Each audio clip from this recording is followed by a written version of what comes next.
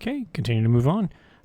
So this was probably the turn that they stamped their death sentence. No, I can't. I'm not that bold yet to say that, but in essence, he stamped in that they're staying in the Pacific with the U.S. They're going to continue to try to build unit per unit, battle per battle, fight for fight with Japan. He built 4 subs and 2 destroyers, and then moved his other ones up here to 65. I'm not really sure what 65 offers other than the fact that it can reach 63. But I'm going to be able to dead zone it. I mean, I already can dead zone it, so it's not like he's going to be able to move his whole fleet over there. So I'm not sure how that benefits him, other than it takes him one step away from being able to reverse this into a KGF, or takes him a step away from coming down here to 44 as well. So I don't like C-Zone 65 for the Allied fleet at all. But it's where he went.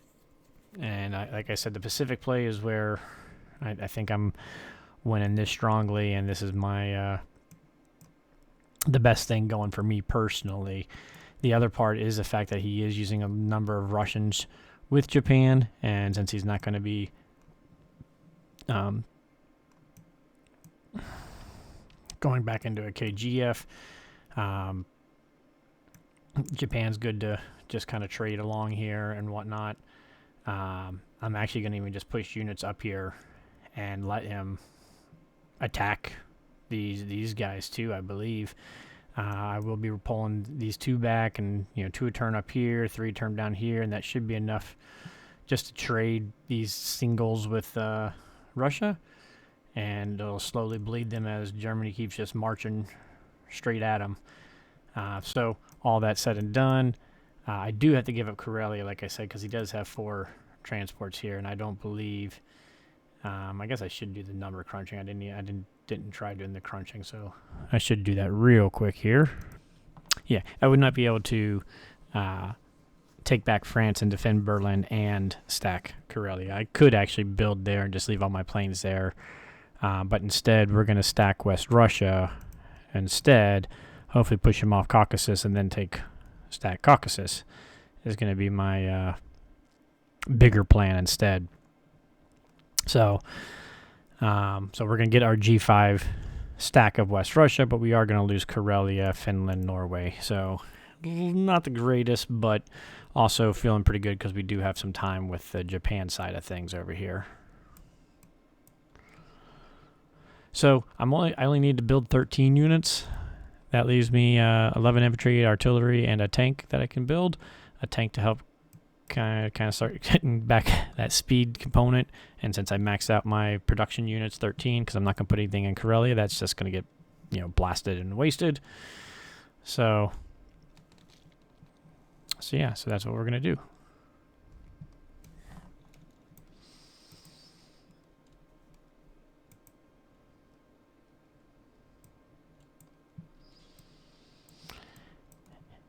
And I thought about, having a face down with the U.S. here, but why? If the U.S. wants to sit here and chase these 3 guys running amok in Africa, then let him, chase them down and run amok. Instead, I'm going to dump people in Persia, make Russia spend units to trade them if they want to. That's the route we're going to go. It'd be really nice not to lose a unit here to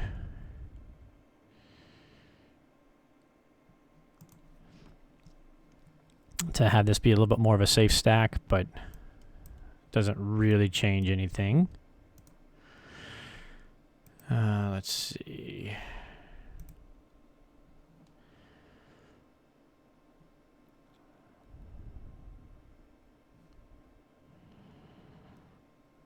Do we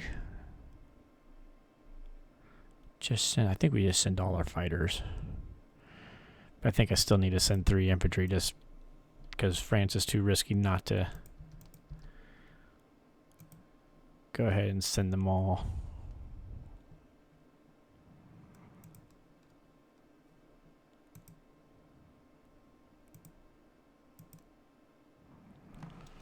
So we're going to need to send 1, 2, 3. The only thing that I hesitate... I don't think... Yeah, if I've got 5 and 18, I have 20. Yeah, no, we'll be fine. I just want to make sure that we have... So that he can't stack both Moscow and Caucasus, but there's no way. We'll have 23 units facing this and still have 11 units facing here. So yeah, he could put 8 here, but I don't think he can get enough to defend down here, especially with us dumping on the Persia side too. So yeah, I think we're good just sending them all. Make it a good, solid, clean kill, hopefully.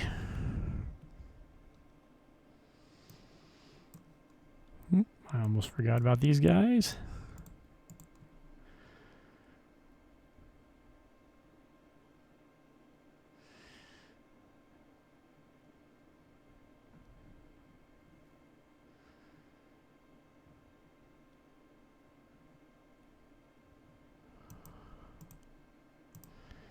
Just debating on splitting them up so that the UK couldn't take one of them back. Actually, that might be I still think that might be the better idea. Since the UK has no air support, no reason to give him a freebie.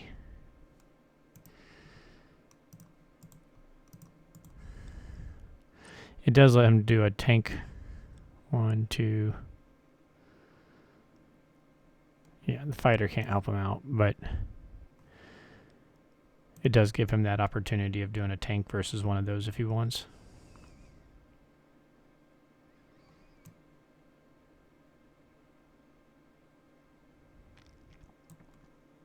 And then all 3 of them can converge on here next turn.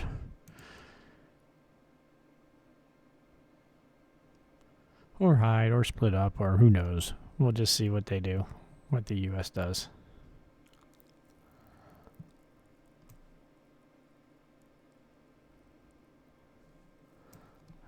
That's it.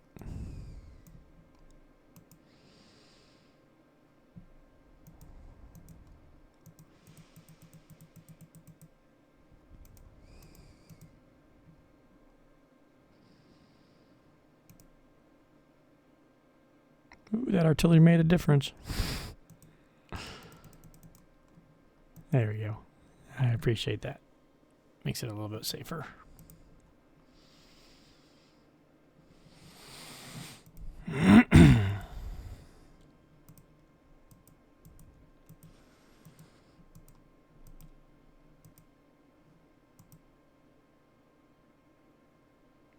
Thank you. Go fight. Ooh, yikes. Good thing we sent all 5 fighters.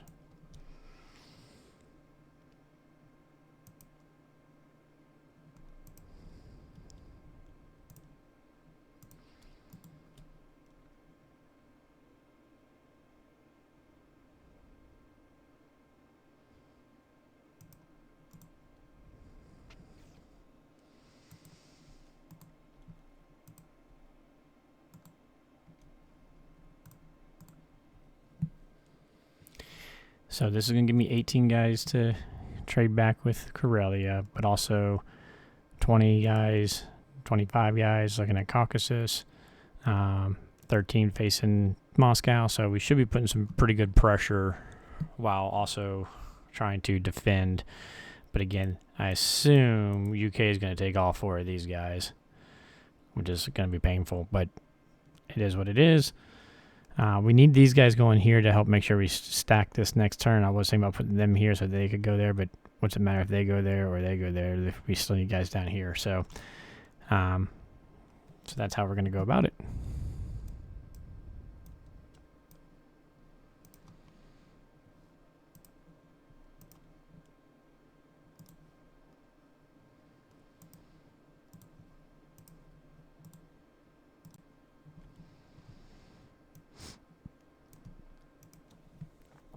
So, again, despite the craziness of the first rounds and the massacre that happened between Russia and Germany, Germany G5 is still stacking West Russia, which is, my goal as a KJF playing Germany. I always want to try to get West Russia stacked on G5, and here we are. So, kudos to that. And we're not even going to have to use any fighters to come help or bombers landing in there. Japan can stay out of it. They're just going to pick off these individuals and continue to make Moscow turtle. Again, not the way I like to do this, and I got a feeling if well, I mean G5 is still good, so we're doing good. So hopefully we should be able to take this somewhere between G7 and G9 is still my goal. Probably setting the G9 to be more realistic just because of everything, which means, let's see, 5, 6, 7, 8, 9. So the guys that we built this turn are and that tank are the last ones that can make it there, unless we build any more tanks out of Berlin. But hopefully we'll be taking Caucasus and building guys locally right on the spot. Let's take a look at up here. So, we were able to get 46 IPC, which is nice. That's going to go down, obviously, but 88 for the Axis altogether. And round 5 is pretty darn good. We've got an 11-point advantage on the attack power. I think this is when I looked at it last time. I forget what it was then, but they do still have these to go. Japan is matching U.S. toe-to-toe, so that's why I think it's a mistake. U.S. is not going to be able to overcome Japan if we just go build battle, build battle, build battle. I'll be able to delay them long enough because he has nothing really to pressure the mainland, right? So we're not really going to be losing income for our Japan nation. So we can go toe-to-toe with the U.S. 1-to-1, and that's what I plan on doing. And then Germany is outbuilding UK as well. Even though UK is going to start, that's going to go up some, and this is going to go down some. We're still going to have advantage, and then the extras start funneling into finishing off this guy. Extras from both sides. So feeling pretty good about our position at this point. Not fantastic, but pretty good.